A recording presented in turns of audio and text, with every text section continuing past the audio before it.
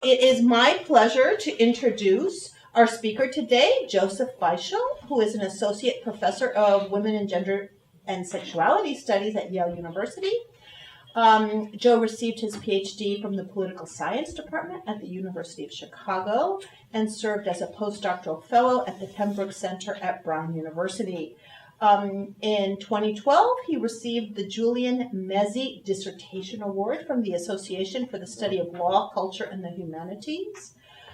His research interests are in normative political theory, feminist and queer studies, public law, and the legal regulation of sex, gender, and sexuality. His first book is really quite fabulous, Sex and Harm in the Age of Consent, and that interrogates the figure of the child and the sex offender and figurations of consent. His talk today is from his new book project, which examines the life and afterlife of sodomy law from multiple perspectives. And he also tells us that he is a committed fan of running. He was trying to get ready for that marathon before the smoke told him to go indoors. Yoga, beaches, and mediocre legal television series. So, with that, Cool, let thanks. me introduce Joe. Great, thank you very much.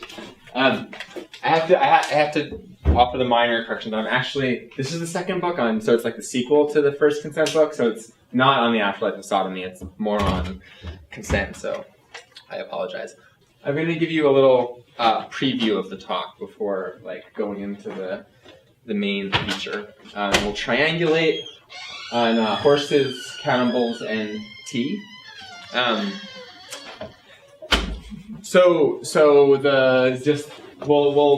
with horses. But the sort of overall point is also this is the first time I'm giving a talk from slides and not printed out because I think that's sort of a bad, boring habit. So you're gonna have to bear with me a little bit. So I'm trying to think about how atypical or weird or outlier sex helps us think about sex when we think about the ordinary couple form, right? And thinks about the limitations of consent for thinking sex in the couple form. So as for the preview, first horses. In 2005, as many of you might know, a man known as Mr. Hands died from peritonitis after his colon was perforated by a stallion's erection.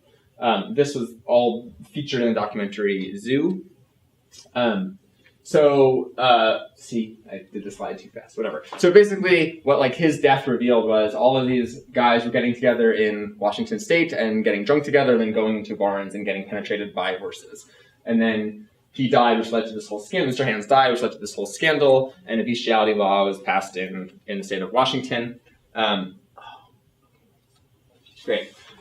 So there's this voiceover in the documentary Zoo by Robinson Dever, which I'm not showing you because it's sort of exquisitely beautiful and slow to the point of boring because he wants you to sort of stall long enough to have a thought about this crazy scandal. And so there's this voiceover of Senator Pam Roach who says, right, I could never believe that an animal would do this on their own, that is, have sex with the human. We don't allow adults to abuse children sexually. Children cannot consent. Children are innocent. And so are animals, right? They cannot consent, and they are innocent. So to which also in the film, Rush Limbaugh responds, saying, how do they know the horse didn't consent? I mean, if the horse didn't consent, then none of this would have happened, right? So get it, the horse erection equals consent. Senator Roach is wrong, right? Okay. So what I'm going to tell you later on in the talk is that I think both Rush Limbaugh and Senator Roach are wrong. To adumbrate, my sympathies lie with Alana Wexler of Broad City. The horse was fucking the guy. It's honestly not that bad. It's not as if a human was fucking the animal. Okay. So Alana seems to be pointing towards something other than consent and non-consent to think through the ethics of bestial sex. All right.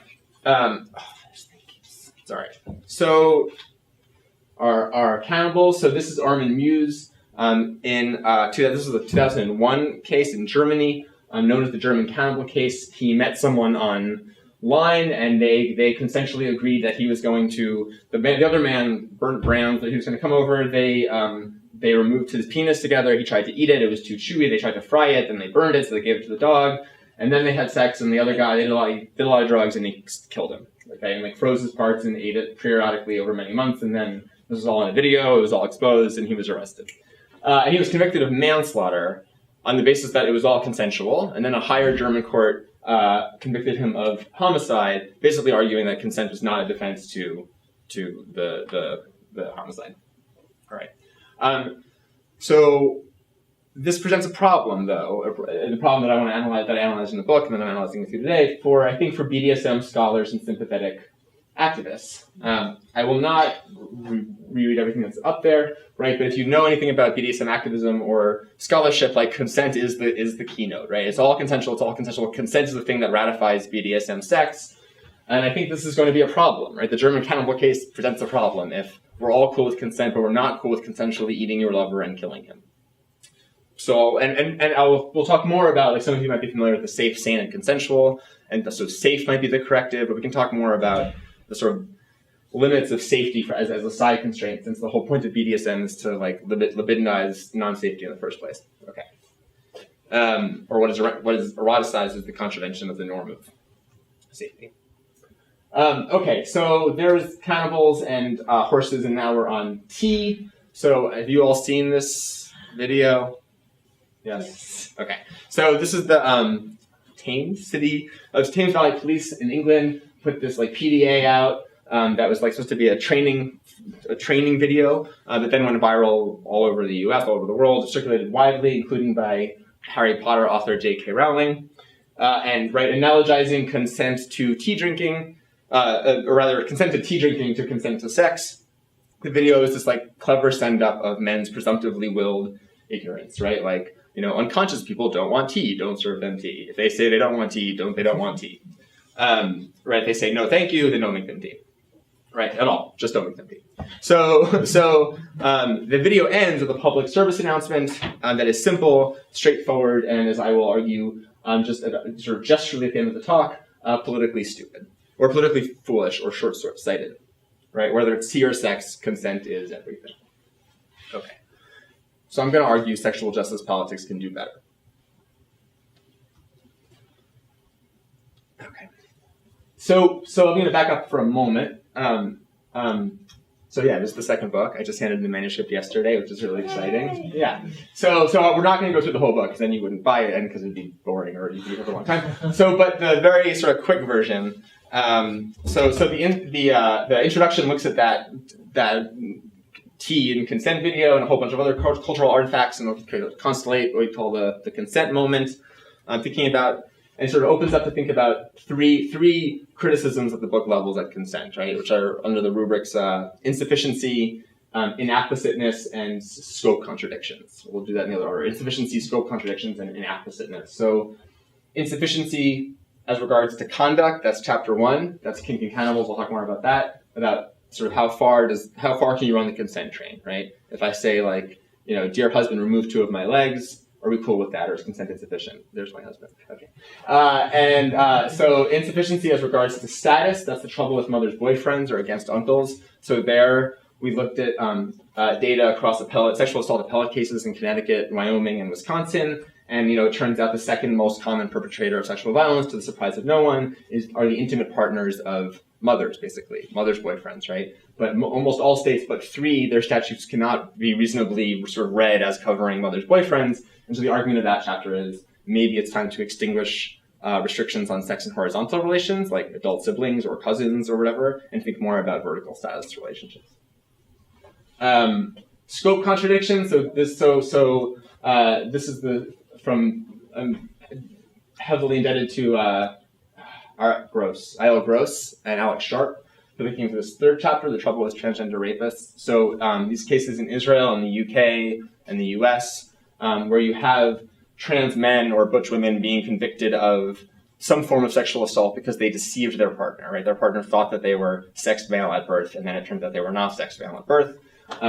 These cases are kind of resolutely transphobic, but I think there's something important about the problem, which is, like, what do you consent to when you consent to sex, right? And this is picked up by sort of legal scholars who are not all thinking about trans identification, but I think it's an important question, right? If I say, I'll only have sex with you if and only if you're Jewish, and you lie to bed me, is that a problem? Or where do we create, what are the scope limitations?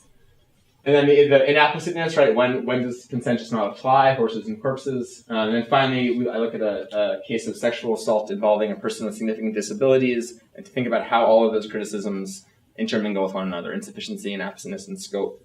And gesture toward two other concepts that might be more forgiving or more generative: access and autonomy. And we'll talk about that too. All right. So today, though, really high-tech PowerPoint functioning with that disgusting green. Oh no, and it didn't work. Okay, well we're gonna. Oh wow, they all got green. Okay, well we're gonna talk about Kink and Cannibals and horses and corpses. Awesome. Okay, so horses and corpses. So we have Senator Roach, right? Animals and children can't consent. We have Rush Limbaugh, erection equals consent, and then we have this gesture towards something else, right? So in the Broad City episode, she works for this like Groupon site, and she sends out this video of Mr. Hands getting fucked by the horse. She then gets fired, and her boss Todd says, you sent a video of a guy fucking a horse, and she says, you did your homework, the horse fucking the guy is chill. Okay, so the chillness seems to be ratified by something other than consent, right? And there is a kind of plethora of literature about our moral requirements to non-human animals. We could think about their suffering and non-suffering. Peter Singer, Animal Liberation. We could think about animals as rights-bearing subjects. That's Tom Regan. This guy Balcombe is sort of neat and thinks about like their animal pleasure and whether or not we have a moral obligation to animal pleasure. Gabe Rosenberg, this is my friend Gabe Rosenberg at Duke, is now doing work on this, and he thinks about animal sexual welfare. Or Martha Nussbaum's capabilities approach, right? Should animals be able to realize a certain capability within what she calls their species norm, right? And would say sex with animals impede their ability to reach their species norm, right? Their full dogness or catness or something.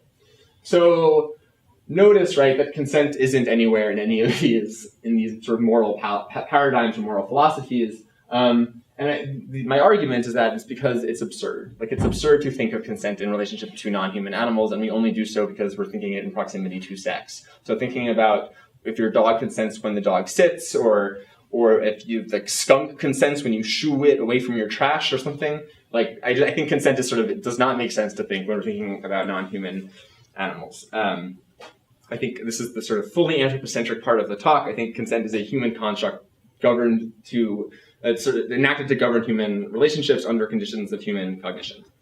Okay, so right, and all these theories may come to different places about interspecies sex and like kinds of interspecies sex, but they are going to come into agreement about a whole lot, right? Like they're all going to object to factory farming and to dominant forms of farming practices. They're not all necessarily going to be opposed to painless killing, right? Like cheeseburgers.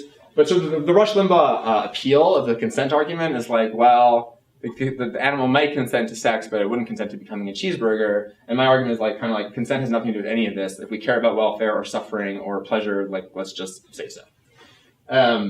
Okay, and Zoo flirts with this kind of relativism too, the documentary, right? So at the end, this did happen in real life. They gelded the horse, right? That penetrated Mr. Hands, which, seen from a different register, is sexually assaulting the horse, right?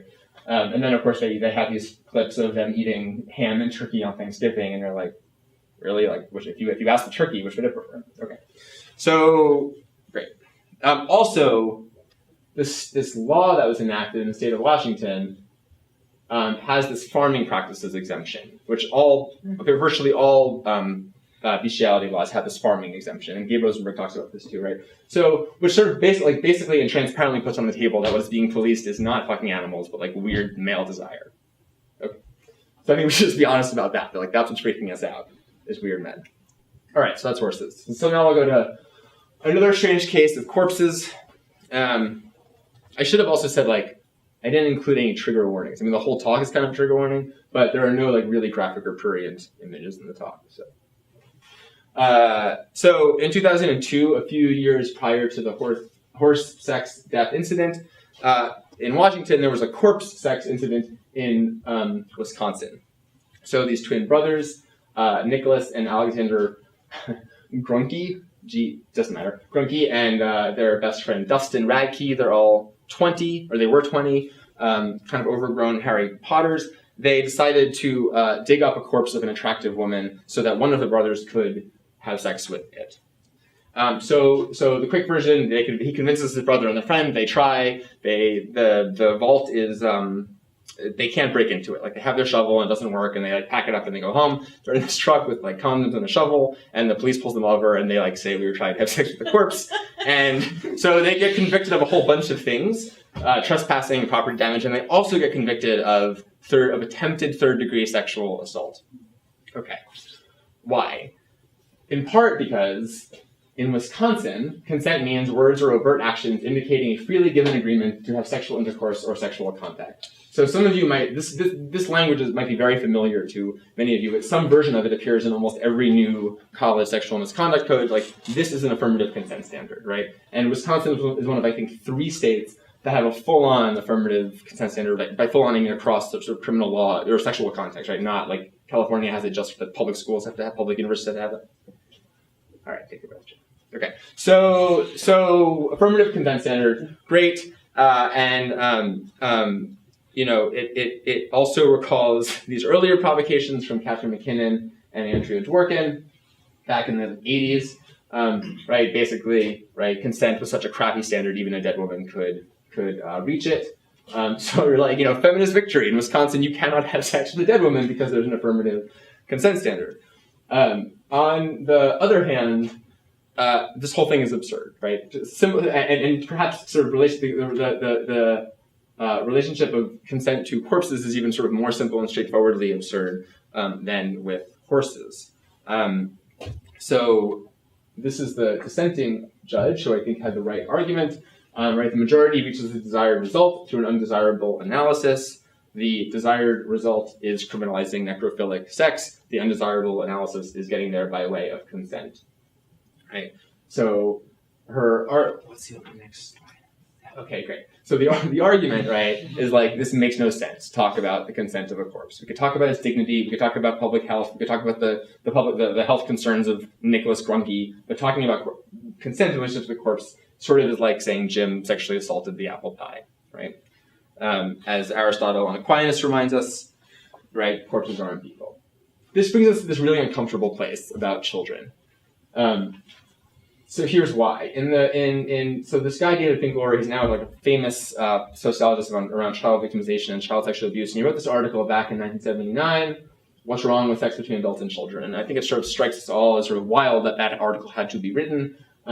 But he's writing in this liberal moment, and he's trying to create a liberal, both politically liberal and like Kantian liberal account, like a deontological account for what's wrong with this. On the one hand, he wants to say it can't be that it's weird or unnatural because, like, see gay people, right? On the other hand, it can't be empirical harm because what do we do if this kid is not harmed? Like, we still want to say it's wrong, right? If the uncle abuses his niece and the niece turns out just fine, or child pornography for that. I don't think he talks about child pornography, but like, right, if the kid never sees it, doesn't know about it, we still want to say it's wrong. And so he ends up at consent. Like, this is the problem. That's the way to sort of do a runaround around the empirical harm question and the unnaturalness question. Okay. So the problem now, of course, maybe is sort of obvious to you, and I sound like a broken record, but like, we superintend kids all the time. Like, the fiction we tell about children is that they can't consent to anything, like play dates or no play dates or time out or not time out or eat your vegetables or don't eat your vegetables, compulsory education, like whatever. There are all sorts of things we make kids do. Sometimes we say it's in their best interest, but sometimes also like it's totally damaging to kids to make them do these things that parents or guardians want them to do. So I think he sort of runs away from the rock of harm and naturalism, ends up in this hard place of consent. So and yet we kind of probably all agree that sex with children is wrong. So how would you get there if you can't get there through these avenues? So one way would be exploitation, which sounds with like 1970s feminist interventions in incest, right? That the problem of sex with children is not, you know, the sort of bad guy in the playground, but fathers and uncles and intimate partners. And we don't need to do this in a pure, technical Marxian way, but we can just think of it as you know, the illegitimate satisfaction of a perpetrator's, interests. So I think this is sort of more promising, but gets us into the toddler and tiaras problem, right? Where you think about sort of all sorts of ways in which children are exploited to satisfy other people's interests. I'm thinking about toddlers and tiaras, or like the way that like kids are forced to play Little League so their parents can, relive their youth. But like, I mean, maybe I'm just getting too personal. Like, I hated playing baseball. It was awful. And actually, and I don't mean that to be glib and to trivialize like real harms to children, but I do think that, kids are forced to do all kinds of things that actually really are injurious to them that are not just sexual, right? Okay. So that would be another sort of way. Another way to think about this is like maybe it's just a composite harm, right? Maybe there's just so much bad crap around child sexual abuse, like the possibilities of exploitation, the possibilities of harm, the fact that the kid doesn't consent, the fact that it reiterates patterns of gender dominance, like just suggests that sex with children is like a really bad idea. It should probably be criminalized, right? Which is maybe like unsatisfying, more unsatisfying than having a silver bullet, but is maybe also just true. So Coda, on this point about, and this is sort of speculation, I don't really have the argument for it, but I find it fascinating that both of these stories are about like young white men collaborating together to have some kind of non-dominative, maybe non-dominative sex, and they do so. So what does it say, right, about sort of late modern, post-millennial white or whitish or straightish masculinity? Where we could say, sure, maybe it's not about consent, but it is all about men superordinating their manhood, right? It's where the subordinated is just fungible, right? Instead of a woman, it's a corpse or it's a horse, right? So this is all about sort of domination and M over F, as John Kelly would say. And I think that misses something, right? I think I didn't talk to you that much about either case, but like you have these folks like being very intimate with each other and like taking great care for each other and helping each other like get fucked by horses, right? Or these twin, like it's sort of also the corpse case is like weirdly incestuous. Like these twin brothers are going together to like dig up this corpse. So I don't know why I find all of this sweet, but I find it a little bit sweet and non-dominative and not like particularly heterosexual. And I wonder if what the horsemen of Washington and the corpsemen of Wisconsin want is some sort of ungay, pleasuring simplicity, sheltered from homosocial competition and live women. Sorry, these are some of the quotes from Zoo, but by the actual folks involved, right? Wanting for a classless society, you don't have to impress anybody, you don't have to talk to the horses about Tolstoy or Madonna, they say. Right, so what might these failed men and their unlikely objects of desire tell us about strictures of millennial, neoliberal, post-industrial masculinity, strictures, I think, undetectable from the paradigms of consent or dominance, right? What social and sexual worlds do these men wish to access? I don't know. But speaking of gender identification, stylizations, and expressions, we can move to kink and football. So on the one hand, one could say, like, isn't this analogy sort of unfair to the German, analogizing BDSM to the German Cannibal case unfair? In part because, maybe this guy, Bernd Brand, was sort of off his rocker. Also because, right, as so much BDSMers will tell you, it's not, BDSM is so often not about actual physical pain or like the threshold of how much, injury and pain a person can take, but about fantasies and dramatizations and playing with power and like that. But I think, given the fact that nonetheless, so much of the political sloganeering is about consent, I think the analogy is a fair one, right? Like if you're gonna put all your eggs in the consent basket, then you have to deal with this problem.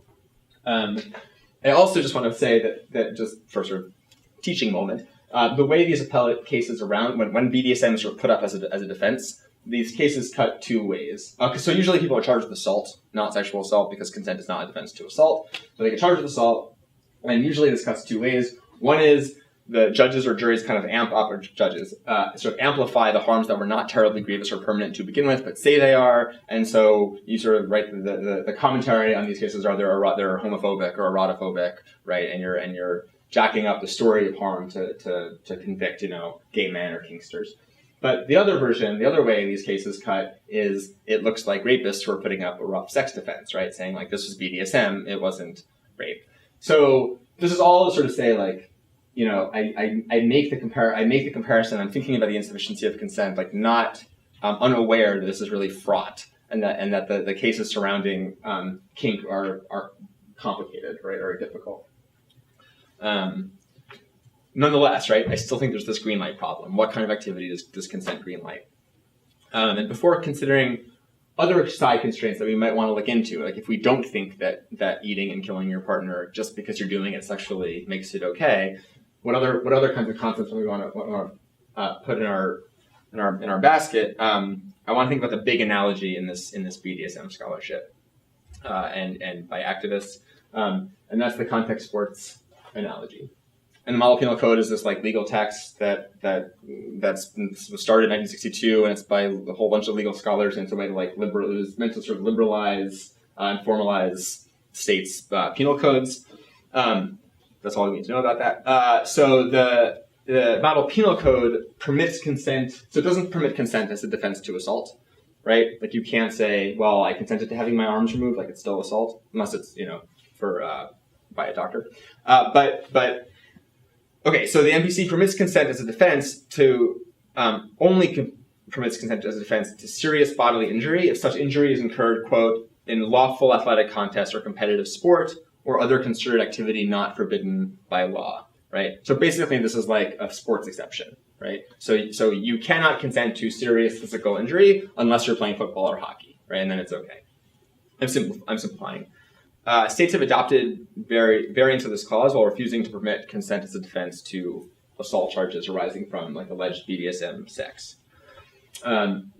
Right, and so the argument is, if you're going to allow consent for football, why wouldn't you allow consent for kinky sex? Or if you're going to allow it for physical contact sports, why not allow it for kinky sex? Right, and a whole bunch of law students and legal scholars will say, and sex is even more important to person's selfhood, right? And now you have Lawrence, and there's like a sort of a stronger right for sexual autonomy than for like football autonomy, right?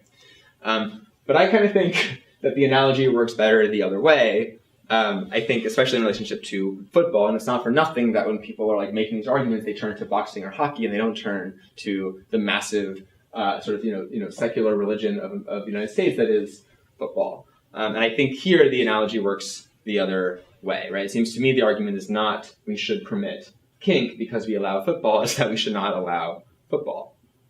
Okay, so we can consider for a moment, like part of what motivates this is my sense that, and many other people's sense, that like there is a moral panic structure to football, by which I mean we isolate these characters, depending on your political persuasion, like they're the bad guys, they're the problem with football, right? Like he assaulted his then fiance, right? He called a woman journalist a woman, and right, Colin's taking a knee, right? So these are the outliers. This is the way we can all get outraged and like. I'm sorry for it's cheesy, but this all feels like deck chairs on the Titanic, right? Like we're all just ignoring the fact that we're not all ignoring it, but like American football as it is practiced and preached and corporatized is like totally terrible. And I don't know if there's like any moral philosophy in which this game could be morally defensible. So I will admit, surprise to all of you, that I was like not a football fan growing up, that I like didn't play football very much. I watch one game a year, like it's the game, it's some stupid gay bar with like a stupid colored martini, and I wait for the glittery halftime show. Okay, so like I'm probably not the best person to convince you of the moral questionability of football, probably its moral wrongness. My point is less maybe to convince you than to suggest first that the football kink analogy I think works better the other way. And second, that the reasons for which football are impermissible, and I'll get into this in a moment, are not only about physical bodily injury, right? Not just about CTE, not just about brain damage, but I think more to do with impediments to autonomy and access, and I'll come back to that in a moment, right? About impeding people's abilities to do and be in the world, and I think that calculation ought to migrate into our thinking and adjudicating sets. So I'm not going to elaborate all of these little why football is wrong bullet points, but I can talk about them more when we have a discussion if you want. I should just sort of give a shout out, and I do at the end of the slides, to Steve Almond, who's the sports journalist who wrote this book called Against Football, A Reluctant Manifesto. So from him and several others, but okay, well, so we can talk. I mean, just sort of moment briefly, right? Like it is a nostrum for poorer Black and brown communities. 1 in 500 high school players end up maybe going to the NFL. It also makes cities poorer. None of the money that goes from NCAA football teams actually goes into like financial aid or the universities. It just goes into the actual football program. It subscribes men and women to the sort of narrowest, most violent and diminishing gender norms. So here's the Panther guy, Cam Newton, gets called out for like being sexist journalist, I'm like, here's a 2017 calendar of the Panther cheerleaders that you could purchase right now, where like each page is like a naked cheerleader, right? Like, why are we talking about that? Okay. Okay. And also, like, football is really beautiful, and there's something technically incredible about it, and I will like concede all of that too. But I think the costs outweigh the benefits, and I think we will all be embarrassed many years later. I kind of think, as I was writing this talk, that maybe there's no single harm about football, which is this composite harm, kind of like child sexual abuse. And I think, so if you thought that was provocative, just wait. So, of course, the actual reason that the consensual violence of football is permitted, whereas the consensual violence of some sex is prescribed, is that only one of these activities generates astronomical profit for white men. We can keep telling ourselves that the difference between a knocked-out football player and Janae Palmer, Ray Rice's fiancée, is the difference between consent and non-consent, right? Refereed group activity and unrefereed intimate relationships. But should we unequivocally permit, right? Should we permit, let alone promote, the counterfactual, in which, say, Janae said to Ray, knock me out, as part of the scene, right? As part of a kink scene. And what if Janae were Jamal? What if, as part of the kink scene, Ray and Jamal wore jockstraps and tights and knocked each other out on artificial turf instead of in a sling, right? So the argument here is, under critical race lights rather than queer theory lights, the sports exception look in the United States looks less like it's about sex negativity than racialized disposability, right? So what are these other options, right? If we think consent's not going to greenlight all this sex, where else can we go?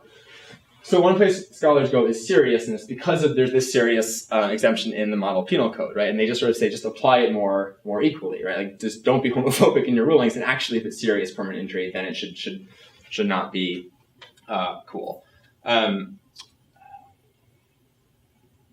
Okay. So my concern with this is a $5 word calling the corporeal normativity of seriousness. So it always gets written as like serious bodily injury or physical injury, and it's all about the body and about the permanence of injury to the body. And I think we run into a problem, like tattoos and piercings, scarification, and also, like, no one talks about gender-affirming surgery, right? So the Brandy's case of having his penis removed versus someone seeking gender-affirming surgery, like, without doing any kind of like balance of harms or interest to the welfare of the person, or thinking about things other than physical injury, it's hard to make a distinction, right? And I think there's a distinction worth making. Under-inclusive, by only looking at the body and only the physical injury, I think we don't look at other kinds of harms, like in this case in Nebraska, where this guy basically was like in a windowless basement, like a windowless 4x6 cage, right, for a week. And it's sort of unclear whether he consented or not, because he consented over email, and he was like, even if I revoke my consent, I'm still consenting. But anyway, it's a really fascinating, tragic case. But my sort of larger point is, right, I don't think we get to issues of like imprisonment or containment if we're only focusing on the body. One could argue that, in fact, right, imprisonment, like Lisa Gunther, like, it does in fact have effects on the body. But insofar as how serious injury is used in the model penal code and in cases, I think in case law, I think we want to be careful about locating the problem of kink, sex, or whatever else to the seriousness of bodily injury. All right. Also, right, for once we are on that train about like why maybe it's not okay to imprison people to be and do in the world, right? It opens up to much larger questions that I'm not going to address in the talk, right? But okay, so great. So the other argument would be dignity, right? Is there something just like could we think about injury plus a kind of human dignity violation? Are there some certain kinds of practices that are just so affronting to humanity that we shouldn't permit them?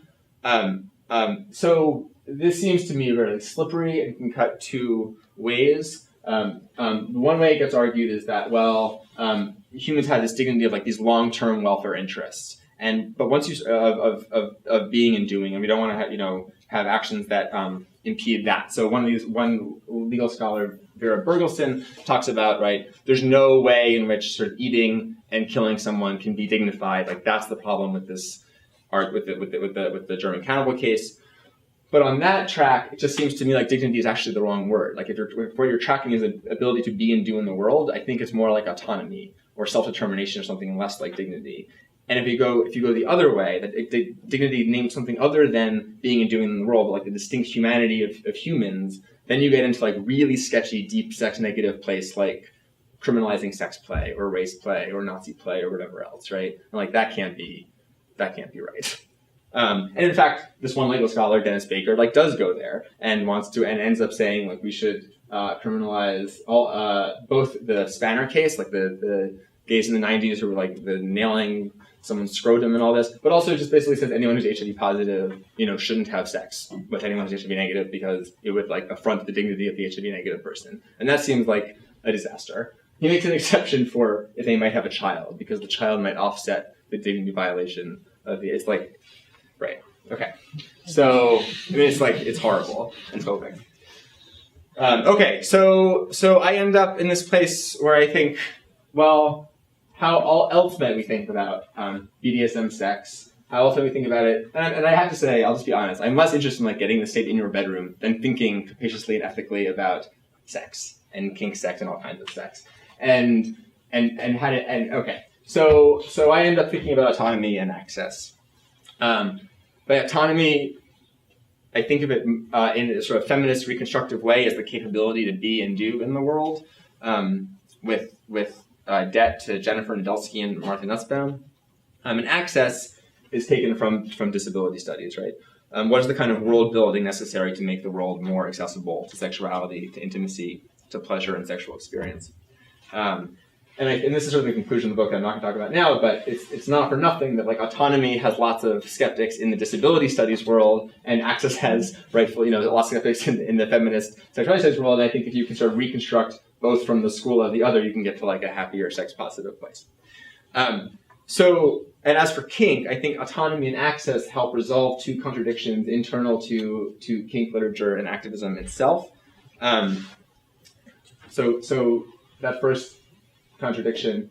So Williams, this guy Williams and his colleagues write about deep consent. And so what they mean by deep consent is you're in this intense dom sub scene, and the sub like says that he or she wants to do something totally wild, and you decide that like deep consent is not honoring the sub's wishes, like cut my face off or cut my legs off or something. And what they call this is like deep consent, right? So pretend yourself as the future. This is my snarky language, not their language. Pretend yourself as the future self of the sub you are flogging, right? And like stop playing if like you think that future self doesn't want to do that. And so what's wild to me is how magnetized they are by consent. Like this is paternalism. It's not any deeper consent. It's just not being an asshole. Like don't cut the person's legs off. And so I think autonomy, insofar as its capability to be and do in the world, may get at that problem more than consent, right? If you're respecting this person's autonomy and their ability to be and do in the world, there may be a way, kind of counterfactually or unexpectedly, that you're respecting this person's autonomy more by not indulging the sort of serious impediment to their being and doing in the world. The second contradiction, right, is you'll read in all these sort of ethnographies, there's always a section in every kink ethnography about how like non-consent is really hot, right? And it's not just the like, we're not going to have a safe word. It's like, we are going to have a safe word, and kind of I want you to flout it too. And how that, and what's interesting to me about this is in those discussions, it's always like this person is known for playing dangerously, or is known to live on the edge. Playing on the edge is one of the ethnographies, Stacey Newmar. And of course, what that means is like this is a kink community. Like people know each other, people trust each other. Like there's a story there. People go to that person because they know that person is going to play on the edge, but is not actually a sociopath, right, or a psychopath.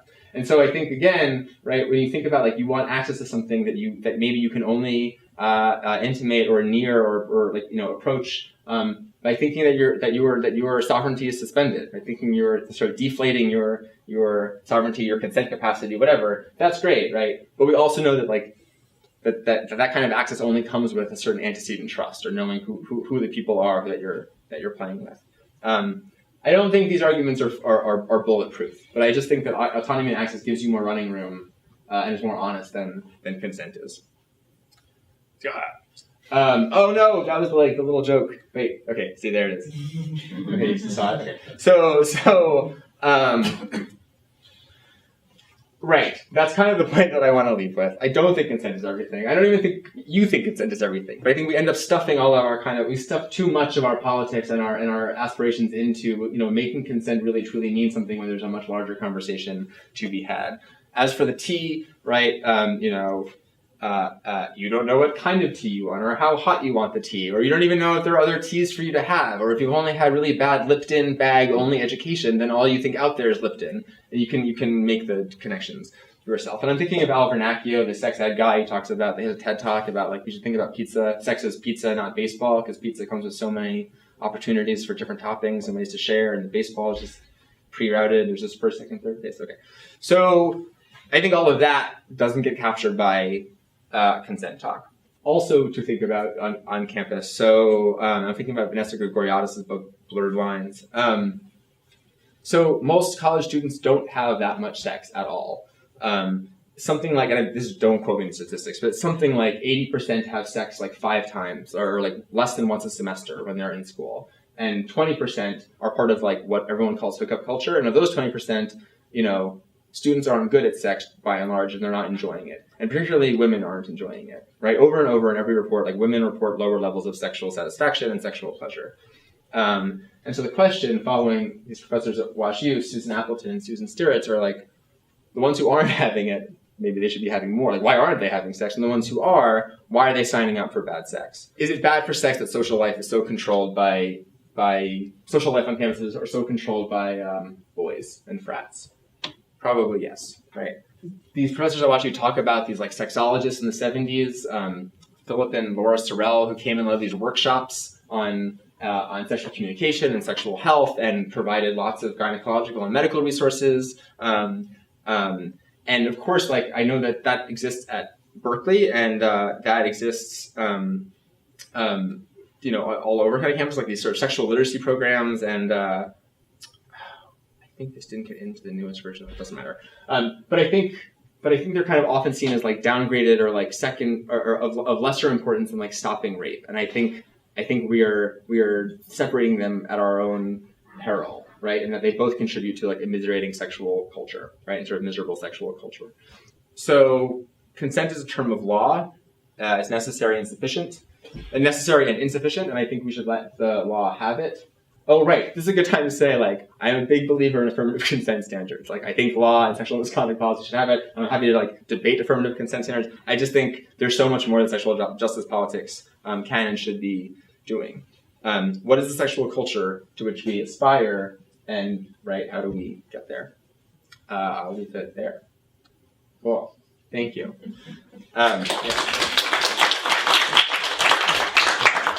This is a very, very truncated set of sources if you're interested. And also I didn't have room to write in the title after the colon, so it's also a bad list of citations, but there you have it. So. You're going to give us all a minute to... Yeah, take your time. I won't go for it. Thank you very, very much for your talk. I was wondering if you could speculate about two things actually. One, I'd like to talk about drugs. They come in a little bit in your story, and I'm wondering sort of how the capability to be and do in the world would intersect with the use of drugs, the strange vacations we take from volition, addictive behaviors. So trying to understand sort of what it might mean that this group that frolicked with horses was on drugs, and so how can we sort of wrap that into the permissibility of alcohol versus other kinds of things. And then a broader question is if you could speculate on the obsessive rationalization or legitimation of taboo. We're talking about taboos, and we're talking about struggling to try to justify what seems like something that you can't really justify, or the obsessive rationality of something that's highly irrational, right? Just don't be an asshole, right? How do you argue for that? So, thank you. Okay, cool. So, I mean, I'll just to go backwards for a second. I do think the kind of just don't be an asshole. I really do think there's an ethical case to make that maybe that is more successfully banked in autonomy than in consent about not listening to the sub's wishes when it just goes too far, right? So that the fact that there's always lines to draw, it just doesn't mean we don't draw them. We just figure out what's going to be the defensible way to draw them. I can come back to that. I realize that's sort of not a totally satisfying answer. But the question of drugs, I'll come about this in a roundabout way. I just read Shaka McLaughlin's Virtual Intimacies, which is a beautiful book, and it is, beautiful book, but there's this, he makes this gesture in the beginning how it's all going to be sort of post-identitarian, and we're going to think about intimacy in these crazy, queer, beautiful ways, and it's kind of just a book about gay men, and which is fine. I get, and he's an anthropologist, and he was and there's also a lot of autoethnography, and what what he doesn't canvas is, why is there no lesbian grinder? Why is lesbian grinder a joke? When people talk about it, and what do we do that public sexual culture is so often male and gay male dominated? And I think that's not an unrelated question to drugs and alcohol, which is so. What I mean is I ended the talk being no one really talks about the fact that mostly women aren't enjoying the sex that they're having on college campuses, and I think that is inseparable from the problem of sexual violence. Or the problem here is that the problem with frats and bad sex is that we're consenting to it, not that we're not consenting to it, right? So why are we consenting to it? Okay, drugs. Okay, but how do you square that and square a kind of sex-positive commitment that doesn't just look like, yay, more public sex, yay, more hookups, because that also seems to be kind of part of the gender asymmetric problem. And so to actually get to drugs, there's this interview with Foucault where he says, do more drugs, and that we should all be doing more drugs. And the issue is we should be doing good drugs, right? And then he also connects it to taboo and to fisting and to BDSM and right, that there's a whole world of sensory pleasures we should be exploring that get kind of drummed out of us or beaten down when it's just P and the G, right? Okay, that's from Superbad, that's not from Foucault. Okay, but I was reading it and thinking given the world of sex inequality, do a lot of drugs can't be equally heard or something or universally mandated, which doesn't mean that men aren't also victims of sexual violence, right? But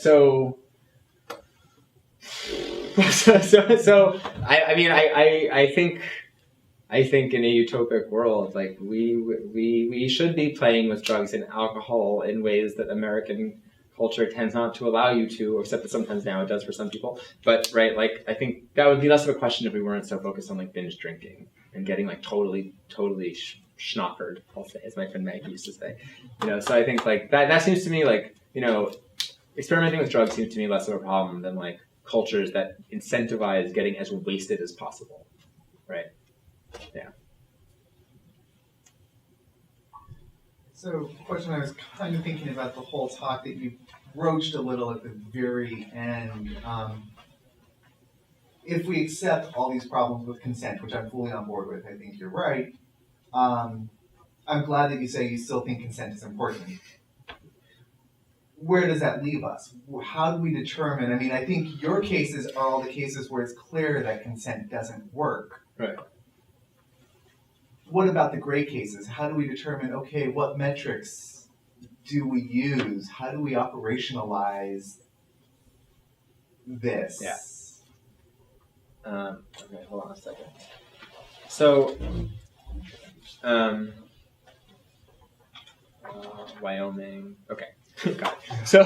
So I this I say in the intro to the book, I just, insofar as what affirmative consent standards are, is 1 degree above silence and acquiescence. I think it's fine. I think it's not, and I don't think it's going to change very much either. The small subset in terms of, and we'll just talk about indefensibly. I'll just talk about university, life right now. In terms of university life, I don't think the affirmative consent standard will change much. The small number, the sexual violence perpetrated by men who are on a mission, right? I'm not sure affirmative consent will do anything about targeting people and getting them drunk to have sex with them. I also don't think it'll change much about regrettable, unwanted, crappy sex that you're why did I do that? I think it will change. It could change the sort of very, very few cases that are actually, I thought this was consensual and it wasn't. Most of the data is that is not the case of sexual misconduct. There is some though, and so this is anecdotal, but I think this is interesting. So Vanessa Gregoriadis brings this up in her book, where she says, here's one of these great cases that 9 activists don't like to talk about, because 9 activists want it to all be like, no, it's all about these serial rapists on campus, which that might not be true. Okay, so her example is this guy. They're both virgins, and okay, just run with the word. They're both virgins, and they're gonna have sex. And she says, "Can you put a condom on?" And he says, "Sure." And then he loses his erection, so they like stop with the condom. She goes down on him. Then he gets hard, and then he turns over and has sex with her. And she's like, and she doesn't say anything. She doesn't say yes, but she then files a complaint because like there was no condom, right? And so she consented to sex with the condom. And so Gregoriadis puts that up as an example of like he really thought there was consent, she really didn't. And I don't know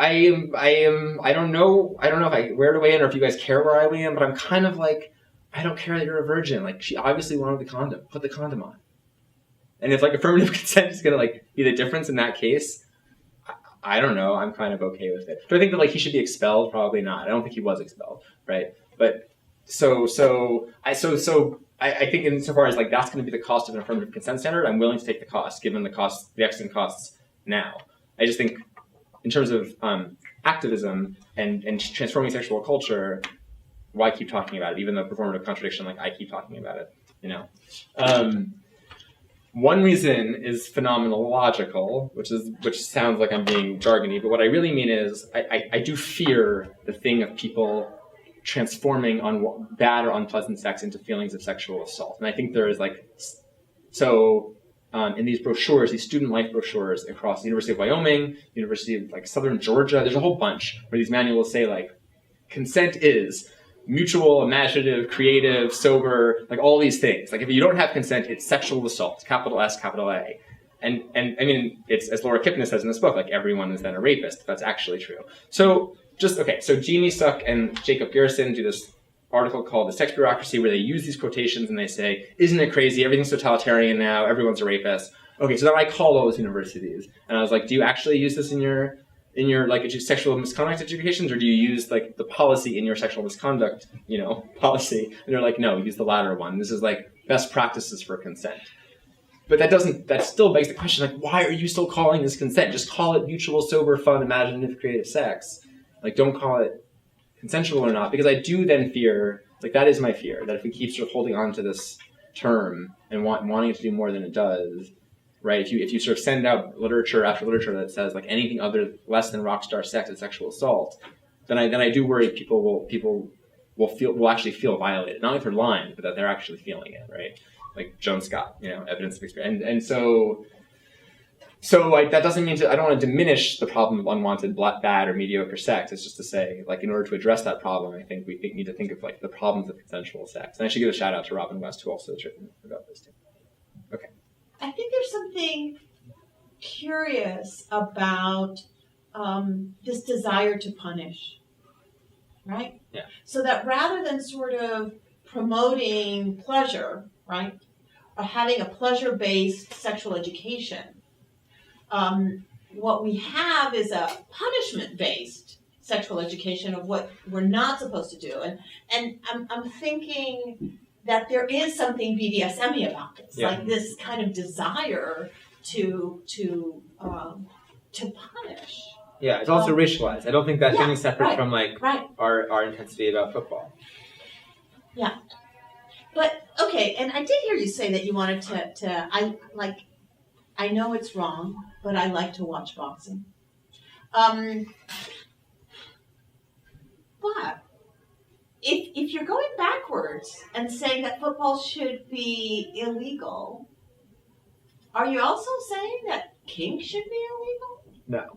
Okay. Just Right. checking. So I mean, I'm fine with getting rid of the football. Yeah, I can and, like, live without boxing. I understand Right. it's wrong.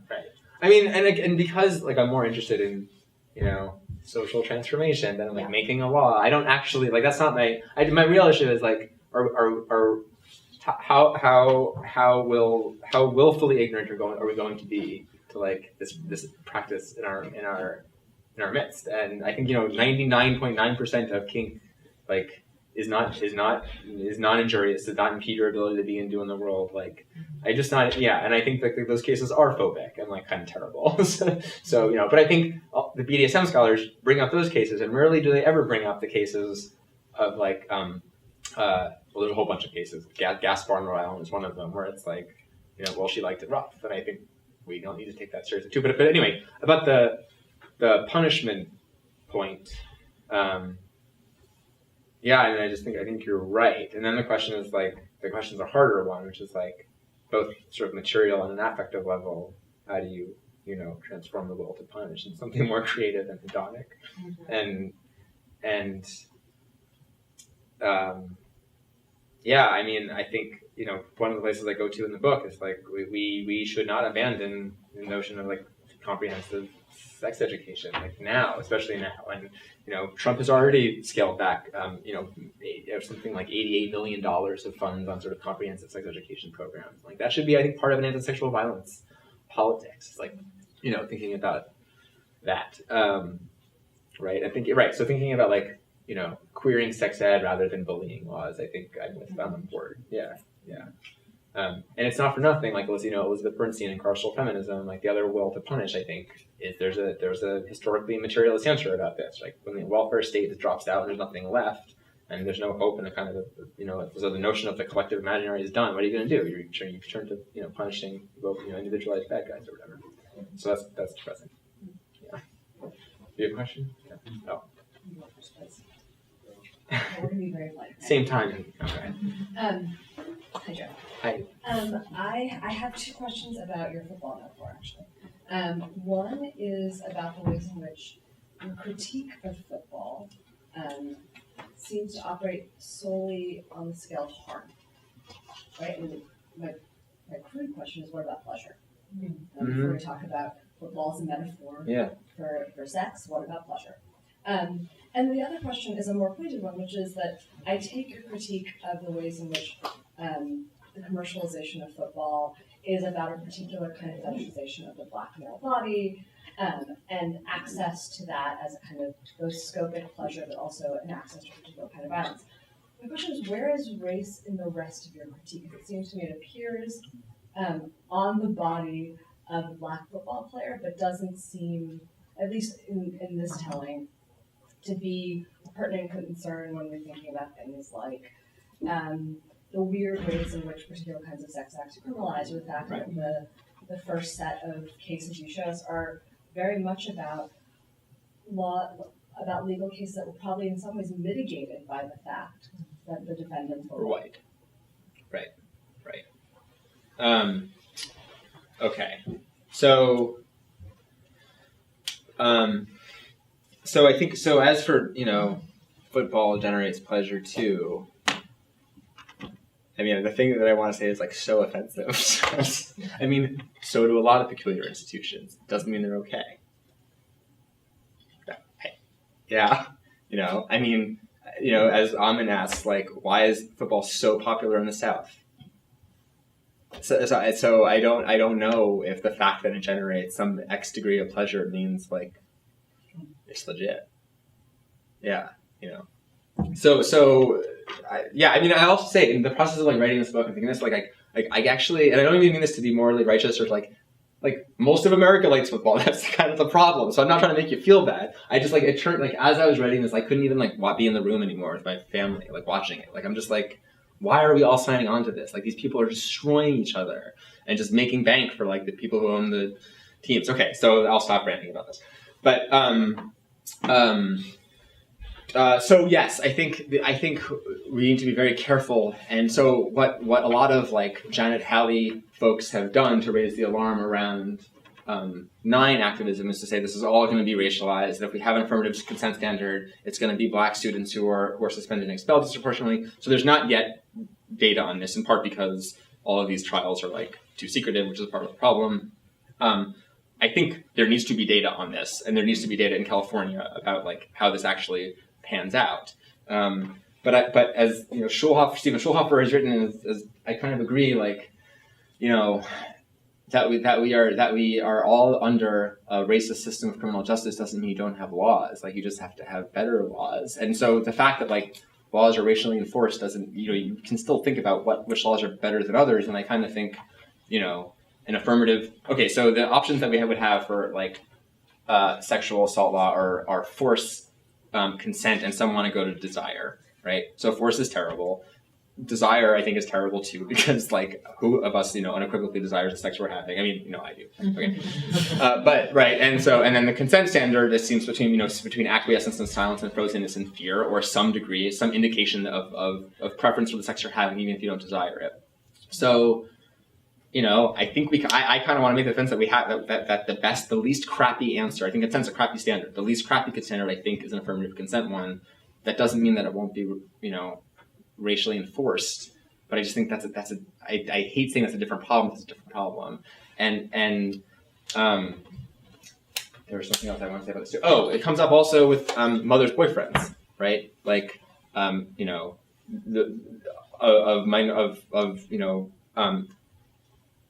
black families look least nuclear, right?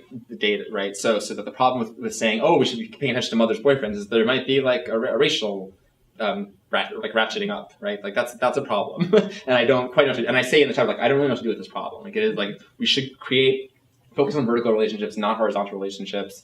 I don't think the criminal law should be there, and we should think about coaches and students, teachers and students, and intimate partners and their children more. But I think we have to do so really, really carefully and gingerly. And I think that's not like a satisfying answer, but it's still sort of like, if the law is going to be there, which law are we going to have, a horizontal regulation or a vertical?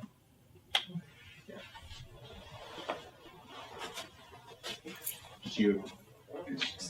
Yeah, thank you. Yeah. So I guess I want to piggyback off of that, what you said really beautifully. And so I did play football, and I do come from the South. And I will say that when I was growing up as a queer child, football was almost like the ultimate form of kink, and that was part of BDSM, because in many ways when I was growing up, it was unregulated, right? Right. And it was right. As it is now, right? And so I guess I'm curious about the question of pleasure, because I one can actually say that consent itself is a very contemporary term, right? And I'm curious about consent itself and how you're reading it historically and thinking about it, because I wouldn't say that I had consent in playing, right? But perhaps that was the only vehicle and option, right, for a black kid at that time. So I guess I'm just curious about how you're thinking about sports culture at large in terms of pleasure, and particularly for the black body in particular, but also maybe there should be a different word to think about it when we're thinking about it in a racialized way. Right. And so I guess I'm just curious about how you're engaging with that word. That's great. So I mean, I will say, not hyperbolically, I think that like consent in sex law, I think is historically as much about race as it is about sex. And Estelle Friedman is a great book on this called Redefining Rape. That consent was really more about like status, right? Like who was the kind of person eligible for a consent inquiry and who wasn't, and that was so thoroughly racialized, and also about were you married or were you chaste or like that. And yeah, I mean, my sister's friend the other day asked me, like, gender studies professor, what do you think about male circumcision? And I was like, I don't care. I think more about like football. Like, as in, like, if what you're caring about is like non-consented to injury, then let's talk about like high school boy football, and the fact that it has even fewer regulations than the NFL. Although I guess now there are all these sort of amped up regulations as a result of people being public about that fact. But yeah, I mean, I don't want to be anhedonic. I don't want to be like anti-pleasure. I think there's lots of beauty in like team sports and competition. And I think, somewhere I'm more like, I'm trying to be a little bit polemic here. Like the book's a little more careful and says sort of reorganizing football rather than trashing it. And I think there are lots of ways that you could think about, reorganizing the sport that just doesn't seem so injurious for so many people, Yeah. I was thinking about Jill Weinberg's work. Yeah. A lot of resonance with yours, and so you probably know this, but basically, see if I can summarize her argument that comparing BDSM and MMA, that MMA, the law says you can consent to this, sort of what you summarized for us, and that because of that, we don't even think about consent. Nobody thinks about consent in mixed martial arts. Nobody thinks about consent in football. It's not a question that comes up at all. In BDSM, there's this whole set of rituals around consent, very elaborate. So I guess I have sort of two questions thinking about her work in relation to yours then. One question is sort of, we could draw from Jill's work this idea that once the law says consent is okay, we don't even think about it. And it becomes okay, the law said consent is there. Is that part of the problem that you're pointing at? And then how do adding in your concepts, how do adding in autonomy and access serve as a corrective to say, even if there's consent, we still need to be thinking about sex and if it's okay, because consent isn't capturing everything going on. And do we also have the same potential problem, even if we add these in, of ignorance once we've said it's okay? So that's one question, the sort of the problem of, once the law says it's okay, we forget about consent. Right. And then the second question is autonomy. That's often thought of as sort of this individual concept, very individual. I think part of what Jill shows us is that the group dynamics, the group norms of BDSM are part of what makes consent work in that context. That it's so ritualized, it's so understood. And I think the point is, okay, there's some maybe problems where consent doesn't solve everything for BDSM. But in many ways, I think she's showing us, okay, the problem is not consent because it is so ritualized there. Right. I wonder if autonomy doesn't capture all of that because it's such an individualized concept. Okay. So,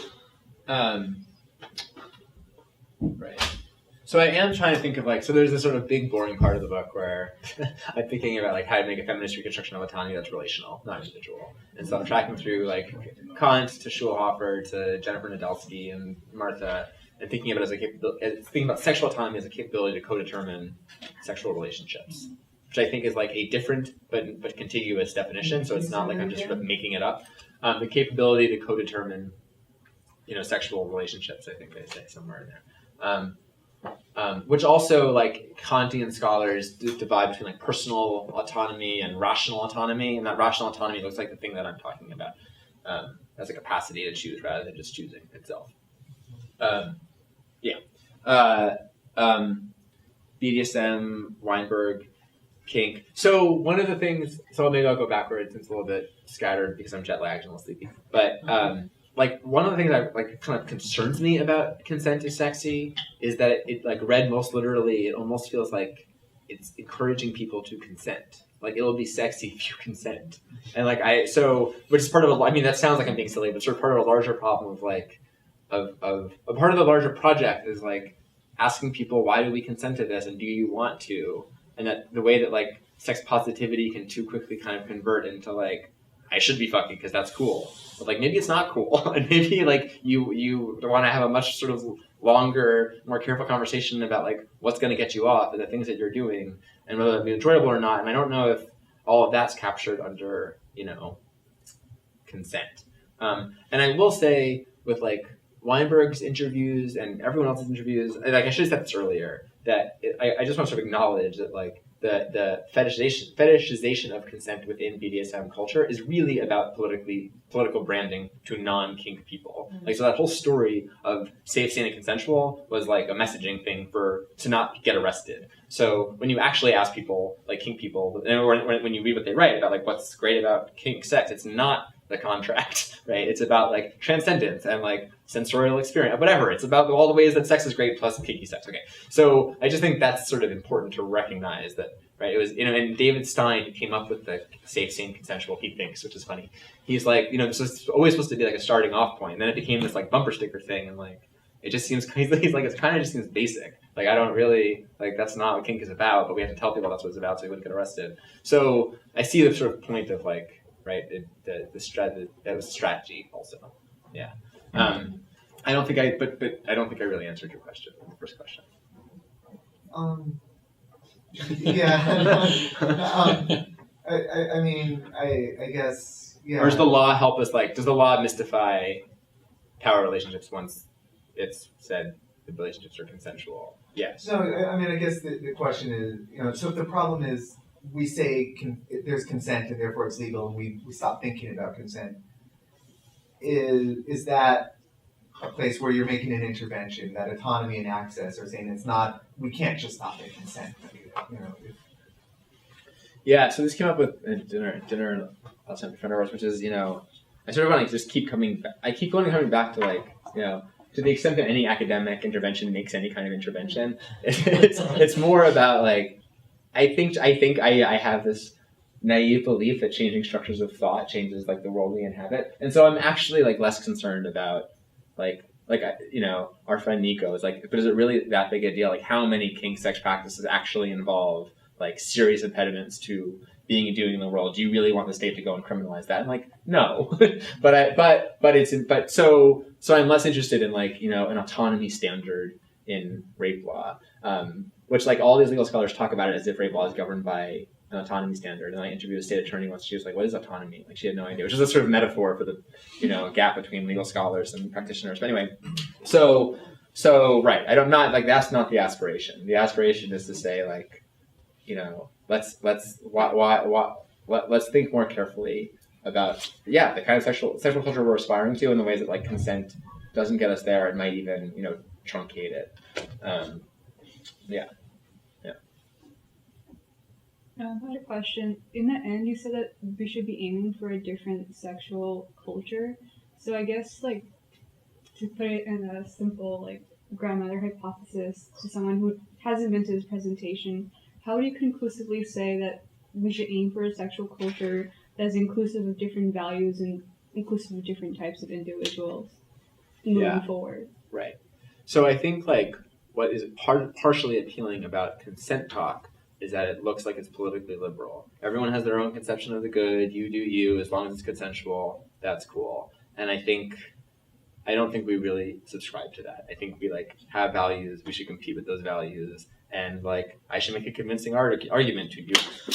I'm not throw my pen at you.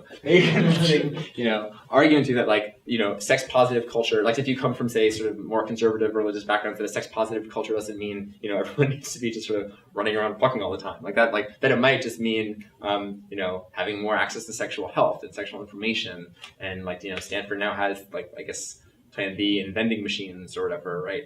Having resources available and to suggest that this makes for sort of a healthier, happier community. And I think that's sort of more honest than just saying consent.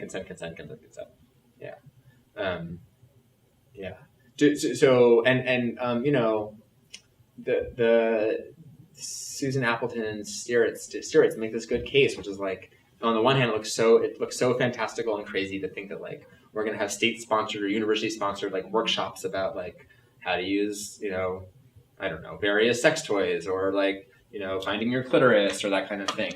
But they're look, the federal government's been involved in sex education since day one. They've done it terribly. Most of the kids in college now had no or factually incorrect sex education, right? That sort of subscribe to the most horrible gender norms. So let's just think of these workshops, these sort of find your clitoris workshops as correctives to all the crap that you had to get 1 through 18, and then it kind of makes more sense, right? So that's sort of begin to answer your question. Yeah, I was just seeing what public policy measures that would be differently implemented from the now, what you're trying to get to, because there is sex education and schools, although it's not entirely conclusive of what their sex is and what it isn't. I'm just trying to see how could people be more informed to get to cultural change that you're trying to argue. Right. That should be more. Yeah, I mean, so one of the things that this guy Alvin Accio says is the right knew quickly to get on local school boards and to control sex education curricula, and we should be there, and helping dictate more comprehensive, seriously comprehensive, feminist, sex positive sex education programs. And I think here it is a question of resources and what's available, and and also I think in terms of both sort of medical and gynecological resources and discussions about sexual health and sexual communication. And again, I know that those things like are happening here, so it's not like reinventing the wheel. And I think the Gregoriada's book, I think she has a lot of right things to say about like it cannot be good for sex or sexual violence or like humanity that so much of life on campus is controlled by frats, and that's where the alcohol is, and that's where social life is, and so sort of desegregating sex spaces is another thing that I would suggest. Yeah, and I kind of feel like slamming frats in football at Berkeley is like maybe not the best idea. But I think it starts like before you go to college, because like when you get into college, it's difficult to implement mandatory workshops that require others to know this information. I think like the type of information you're saying to get into college is people wanting to go into the workshops of their own will. I think if it's like something you're trying to implement for students to know beforehand, it probably might be a better measure to do before finishing high school. Probably. Yeah. Biomedicine and the law seems unwilling to engage in conversations about pleasure. Right. And for the most part, sort of animal, rights discussions, and also disability discussions. And right, so like Michael Gill's book Already Doing It talks about how there is sex education for disability for disabled folks, but it's all about reducing the potential of either they're violating someone or someone violating them, and boundaries, and the circles program, and what you can and can't touch, and of course some of that's necessary, right? And also what gets lost when you don't even acknowledge the possibility that maybe this person wants to get off, and how could they do so safely. And this book, Loneliness and Its Opposite, is just an amazing, it's extraordinary ethnography of sexual assistance helping people in Denmark, right, helping people with significant disabilities have a sex life and have a sexual community. The Ornstein book is great, and also what's so great about the Ornstein book is just the reminder that these things are not transhistorical and always true, and it just does not need to be a fact that college campus that we live in such a sort of a sexually violent and unequal culture, or that norms of masculinity and femininity are so enervating.